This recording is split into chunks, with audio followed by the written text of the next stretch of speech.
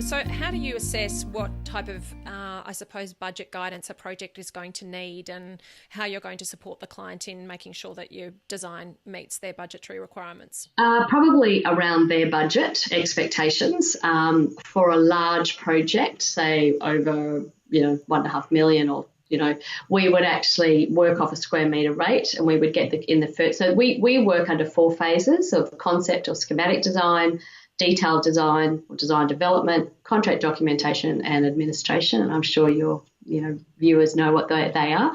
But in the first phase of concept design, we will be doing a lot of hand drawings and models, and we will work off a square metre rate that we feel is appropriate from our experience with other projects, is appropriate for their project, to give them a budget estimate and thinking all the time what their budget is. So we're trying to work within that as well. Before we put in for planning approval, we always get a quantity surveyor to just do a price. Now, the reason that might be $2,000, but they're always, generally he, is going to always be very, very conservative, and they will have 15% contingency in the design phase and 15% in the administration or in the building phase, construction phase.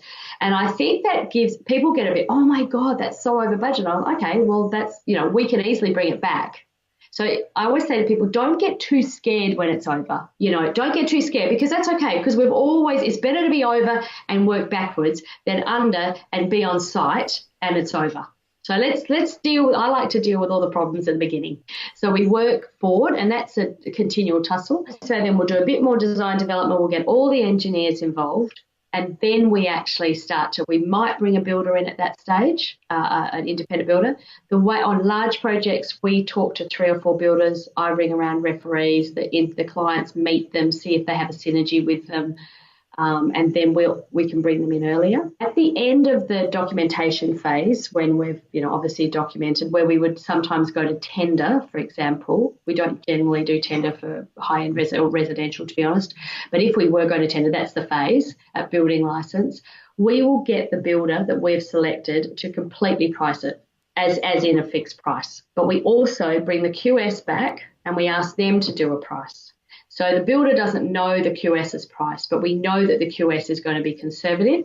And if the builder is higher or lower, we can say, well, we get the QS to check the builder's full estimate, and they will then go, oh, he's over here, or actually he's too low here. He's not going to be able to do it because the current rates are this. And then it's up to the builder to convince us all that he can do it for that price, and there's not going to be any dramas on site. My aim is to have no dramas on site, and that doesn't work all the time. But also, my aim is also that at the end of the project we're all friends.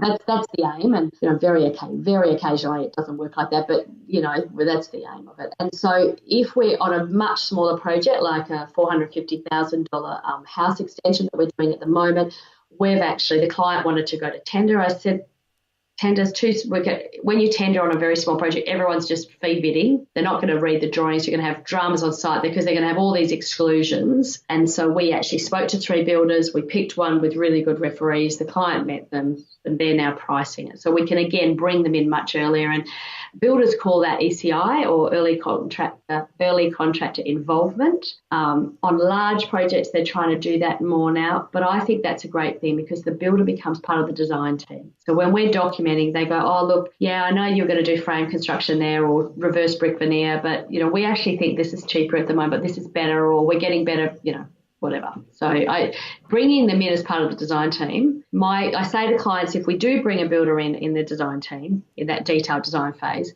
and you don't use them, you are going to have to pay them, because they've given us really good advice. So, but we generally use them, so it's okay. Yeah. So that's... It's something actually that I'm finding a lot of builders are now more interested in doing. They'll charge for their estimates, but they'll work with you as part of the design team from an early stage, and they give you then the option to walk away, and I think that it's a much better environment to consolidate the relationship and to ensure that you're all communicating really well. And as you say, they become then really across the design. They understand it, they've informed the buildability of it, and ultimately the client ends up with a level of certainty around the fact that they'll get what they actually wanted and what they've invested in sort of creating. So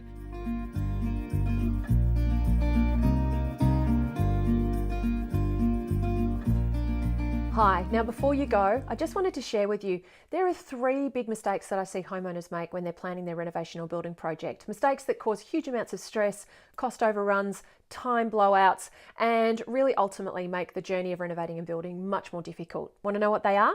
Well, the first of those 3 mistakes is that people just dive into the process. They don't really prepare for it. They don't really understand what are the right steps to take and when, and they just barrel in. And I think homeowners do this because it's a big, overwhelming process building or renovating your home. It involves a lot of big decisions, a lot of money.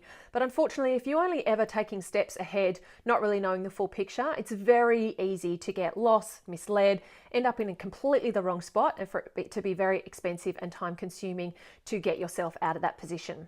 The second mistake that I see homeowners make is they make themselves a target. A lot of homeowners tell me actually they feel like they're walking around with a target on their forehead just waiting to be taken advantage of.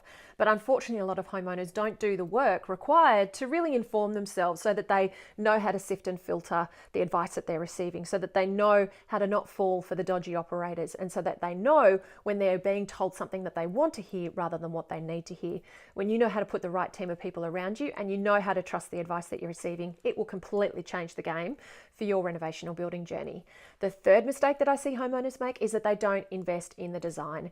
The design, of course, is the lines, the spaces, the volumes that are drawn as lines on a page, but end up becoming the rooms and the home that you ultimately live in. And so many homeowners really struggle because they know that this is something going to be long term, that their decisions are going to have a big impact on how they get to live their lives, and yet really fear stuffing it up, making decisions that they think that they'll regret long term. When you know how to get the design right, how to create a home that not only works for you now but into the future, then you can move with certainty towards that future finished home, knowing that it'll actually deliver the dream that you're hoping it will and create a beautiful lifestyle for you and your family. I would love you to check out my 2 online courses. I have one for Australian homeowners called How to Get It Right in Your Reno or New Home, and I have one for American homeowners called the Welcome Home course.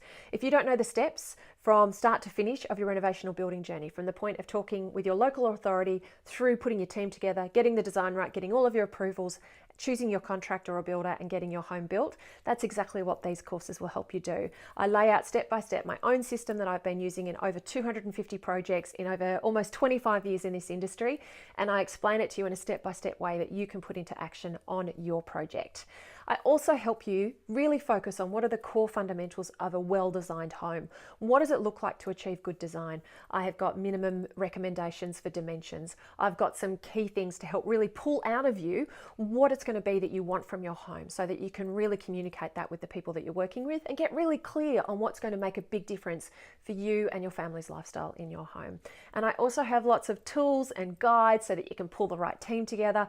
You can sift and filter the advice that you're receiving. You can know that you're moving in the right direction. You can always be working to save money and time and stress, and you can really get bang for buck in how you spend your budget overall, so that you can make sure that you stretch that money that you have as far as it possibly can go.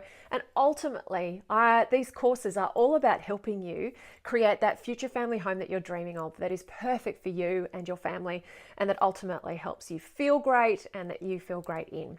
So again, for Australian homeowners, it's How to Get It Right in Your Reno or New Home. And for American homeowners, I teamed up with Eric Reinhold of 30x40 Design Workshop. He's an award-winning American architect based in Maine, and we created the Welcome Home course. The links are below for you to check out both of these courses. I would love to see you on the inside and really help you create that future family home that you're dreaming of and get it right whilst you save time, money and stress.